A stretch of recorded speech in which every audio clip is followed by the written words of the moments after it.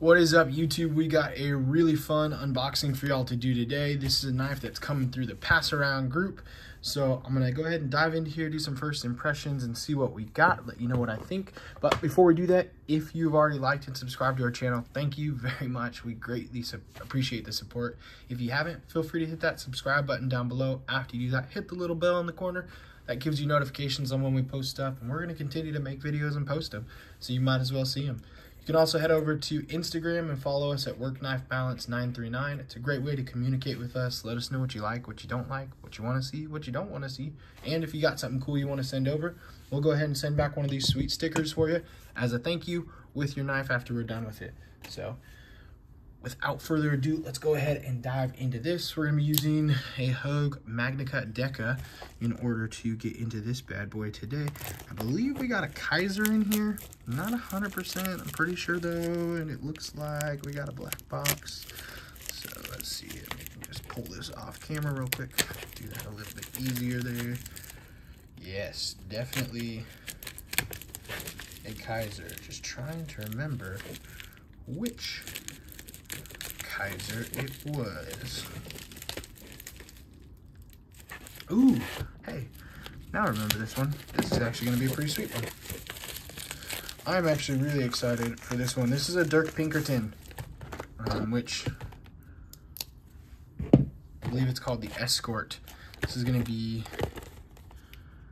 the Escort by Dirk Pinkerton, right there. Yeah. Let's go ahead and get into here. Oops, upside down. There we go. Cool little Kizer sticker. You got all this stuff, the chili peppers, all that kind of fun stuff going on there as well.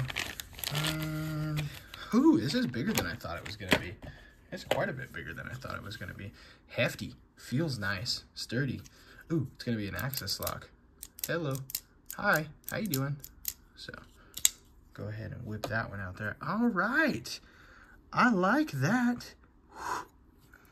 I really like his DP on that logo for the designer logo. That's pretty cool. We are looking at a micarta on this. It's not really a canvas micarta, but it's looking at a kind of like a burlap brown micarta. Really nice jimping on the back here. It's going to be that frame on it as well on the inside there. That would have been really nice if they would have been able to hide that a little bit with the micarta scales on the outside, but really good action. Feels fantastic.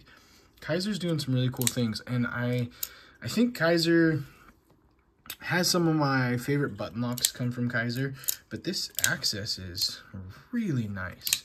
Bar lock, access lock, whatever you want to call it. It actually feels solid.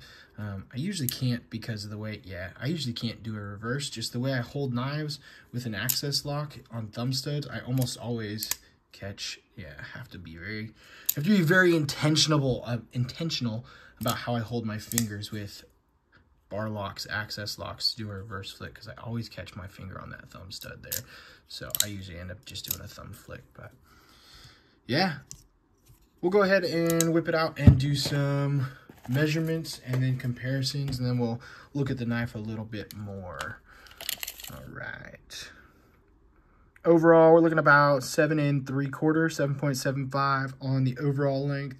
Looking at just over 3.25, just under 3.5. We'll say 3.4 on the blade length and about 3.3 on the cutting edge right there. So I really like that fuller. I don't know if you can, I think it's literally just aesthetic because of where it's at. You can't really get in there to access it by any means because of the thumb stud.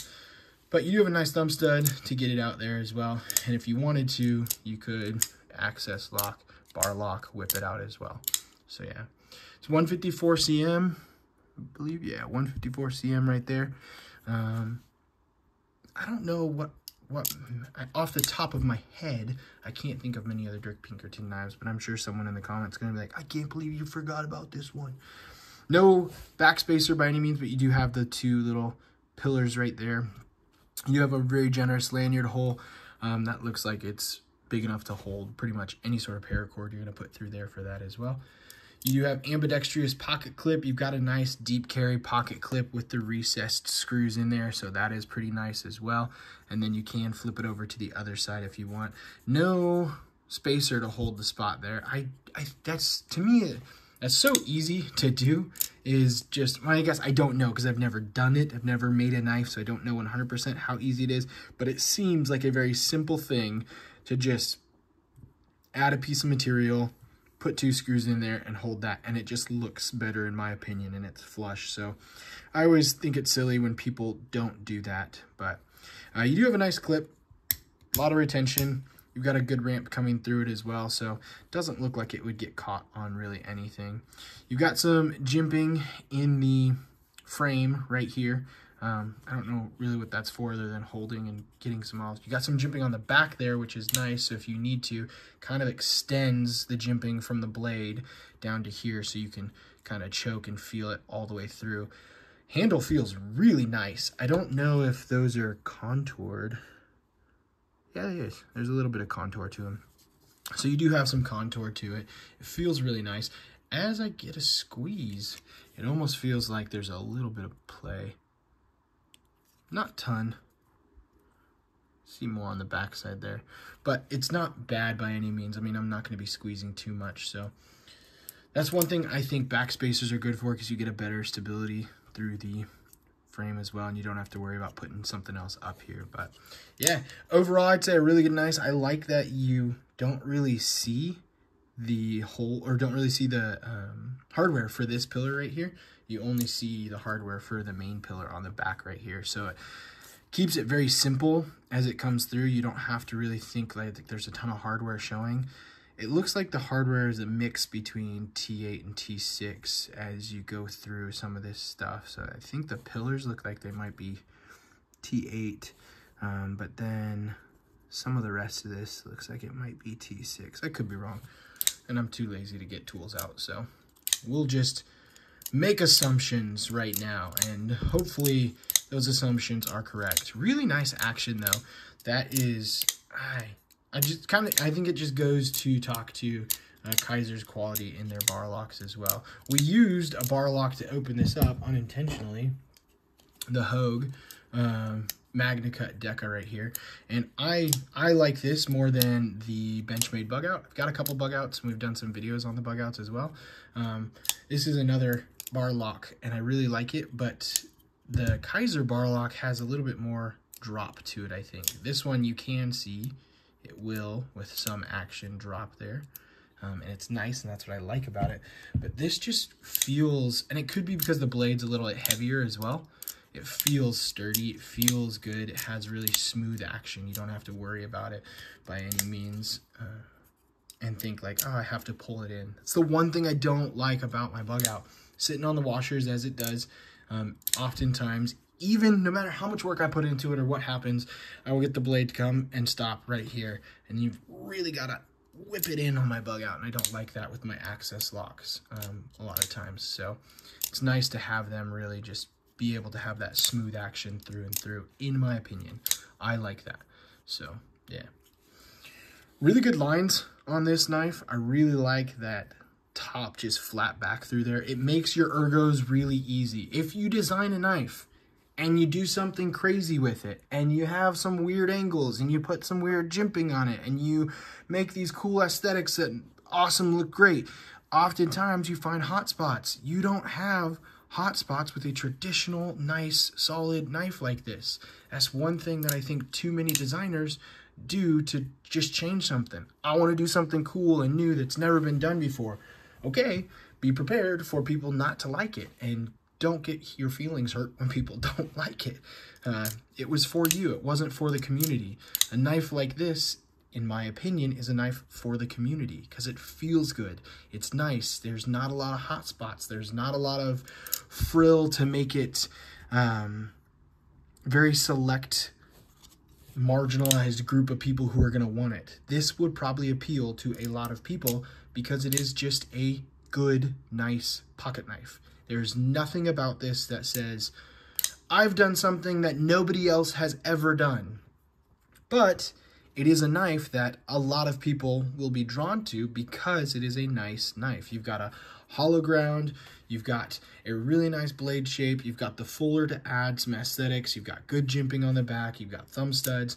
And you have a locking mechanism that most people are going to be familiar with. Not everyone loves, but they at least know it and can operate it easily and well.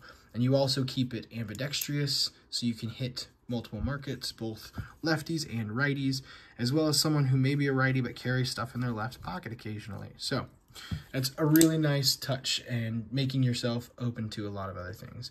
I don't know off the top of my head how much this goes for, but I'm assuming 154 cm from Kizer, access lock. Let's see this. I've got a computer right here real quick. Let's see if we can look this up. Kizer Escort, I'm going to say probably around 120 or so.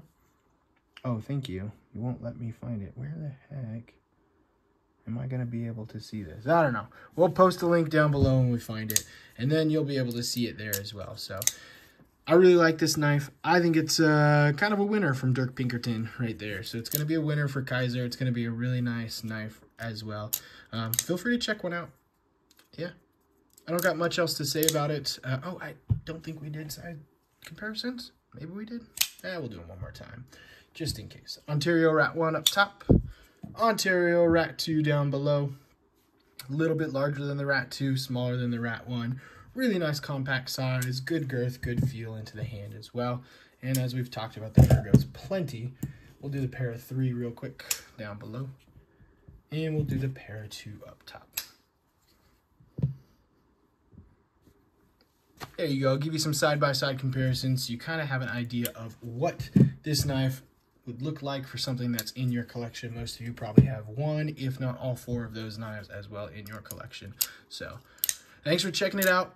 I'm going to go ahead, like I said, this is from the pass around group. I'm going to go ahead and pass this one on. So you should be seeing more videos with this coming out pretty soon as well. So until next time, TTFN.